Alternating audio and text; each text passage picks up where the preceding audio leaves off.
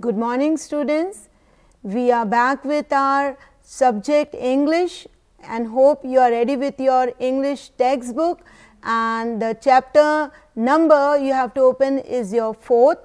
The name of this chapter is King and the Parrot. Let's begin reading our lesson and understand what the writer has to tell us about this lesson or about the story, or it's like an act, or you can say it's like a play which we are going to read, the conversation between the characters in this lesson. So, here we begin. The king and the parrot. 1 minute, children. The king and the parrot is the lesson, and there are 2 boxes in front of you before we begin with our reading of the conversation of the characters. What is the first box telling us to do is, you are going to draw the parrot and color it. You are going to do this drawing. I hope you will love doing it. The second box, let's read the first sentence of it, or 2 sentences. We will come to know a brief idea of the story. The story is about a king who visits his neighboring kingdom and receives 2 parrots as a present. हमारा जो king है वो जो है neighbouring kingdom के king के पास visit करने गए थे, and he received from him a gift of 2 parrots. One of the parrots flies high, whereas the other one does not move at all. तो एक पैरट जो है वो बड़ा अच्छे से उड़ रहे हैं और दूसरे पैरट उड़ते ही नहीं, मूव ही नहीं होते हैं अपने प्लेस से. Okay, let's see what's the conversation. Once a king went to visit his neighboring kingdom. Neighboring kingdom is bold, means it's neighbor, मतलब हमारे पड़ोसी किंगडम में. ओके, पड़ोसी का जो दूसरा राजा है, दूसरा जो उनका पूरा अलग से बसा हुआ किंगडम है, उनका शहर है, उस एरिया में गए हमारे ये वाले king.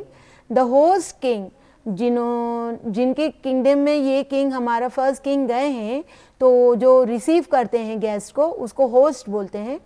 The host king presented the guest 2 lovely parrots. उन्होंने 2 लवली ब्यूटीफुल पैरट्स प्रेजेंट किए. Thank you dear friend for your lovely gift. तो हमारे जो किंग थे, जो गए हुए थे अपने किंगडम को छोड़ के, उन्होंने उनको थैंक्स बोला. When the king returned to his kingdom, he ordered that a special place be arranged in the palace garden for the parrots. He also called for a bird trainer. What is the conversation? Let's see. You are the best trainer in my kingdom. You have to train these parrots. I will surely do so, your majesty. So, these 2 conversations is between the king and the parrot trainer, and what he wants first thing to do, arranged for these 2 lovely parrots a special area or place to be arranged in his kingdom's garden, palace के garden में. And he also called a parrot trainer और bird trainer को भी बुलाया. तो bird trainer के साथ ये conversation, this conversation took place. So, he is ready to train the parrots. Let's see next thing what happened in this play. One day the trainer came to the king. Our Majesty, though one of the parrots, can you see this? I am reading. Your Majesty, though one of the parrots is flying high, the other is not moving from its branch since the day it has arrived. तो ये जो conversation हो रहा है again with the bird trainer and the king. What he told the king that वो जो parrots आए हैं, एक parrot तो उड़ रहा है और बहुत ऊंचाइयों पे उड़ रहा है, flying high, but the other parrot is not at all moving. The day it has come, it is on its same place. It has not moved at all. वो अपनी जगह से हिला ही नहीं.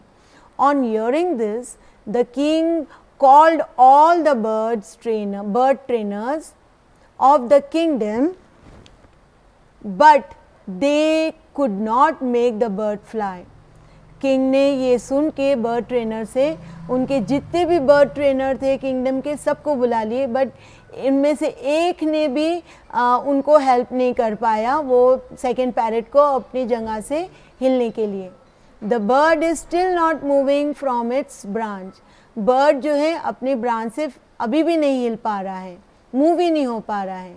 Okay, one day when the king was lost in deep thought, a farmer came to offer his services.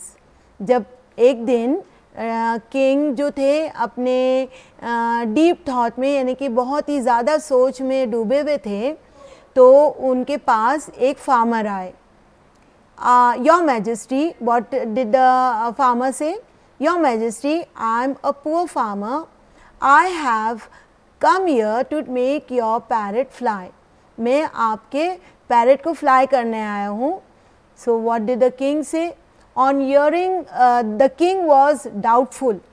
King थोड़ा यकीन नहीं कर रहे थे उनकी बात पर, but still he allowed the farmer to try. The next morning had a surprise for the king. The parrot was flying. तो जैसे ही वो फार्मर आए और अपना सर्विस पुट किया कि मैं ये कर सकता हूँ आपके लिए, वो फार्मर थे, though he was a farmer, then to he told that he will be able to move the parrot. तो ये उनकी बात सुन के किंग को थोड़ा डाउट हुआ, यकीन नहीं करा उन्होंने. फिर भी एक ट्राई करने के लिए कहा, फार्मर को अलाउ किया. और दूसरे ही मॉर्निंग एक सरप्राइज़ बात होगी, एक बहुत ही लेकिन जो सोचते नहीं और वो हो जाता है तो सरप्राइज़ हो जाता है, वो बात होगी फॉर द किंग, किंग के लिए, क्योंकि उनको थोड़ा यकीन नहीं हो रहा था फार्मर के, फार्मर भी ये कुछ कर सकते हैं. तो पैरेट उड़ने लग गया. Parrot was flying. My parrot is flying, उन्होंने एक्सक्लेमेटरी मार्क दिया. My parrot is flying, call the farmer. और उन्होंने जैसे ही वो न्यूज़ सुनी, my parrot is flying, my parrot is flying, वो खुश हो गए और दो बार उन्होंने एक्सक्लेम किया वो सेंटेंस को, दो बार बोला कि हैप्पीनेस में कि मेरा पैरेट उड़ने लग गया है. और फ़ौरन उन्होंने फार्मर को बुलाया. Let's see what did he say to the farmer. The farmer came and he asked the farmer. What did he ask? How did you manage this? Even the best trainers could not make the parrot fly. It was very simple, Your Majesty. I simply cut the branch on which the parrot was sitting. तो king ने जब पूछा तुमने ये कैसे कर दिखाया, ये कैसे पॉसिबल हुआ तुमसे, तो फार्मर ने क्या बोला उनका कि उन्होंने क्या किया कि मैंने सिर्फ वो जो ब्रांच पे बैठा था पैरेट, वो ब्रांच को मैंने काट दिया. ओके, सो उससे क्या होता है, और फार्मर ने एक्सप्लेन किया. Though the parrot had the qualities to fly. Parrot उड़ सकता था, वो उनमें खूबी थी, ऊपर उड़ सकता था और ऊंचाइयों पे उड़ सकता था. It lacked courage and clung to things that were familiar to it. उनमें क्या कमी थी? लैक्ड करेज, उनमें हिम्मत नहीं थी. एंड क्लंग, और वो हिम्मत नहीं थी तो वो उसी जगह पे बैठे हुए थे.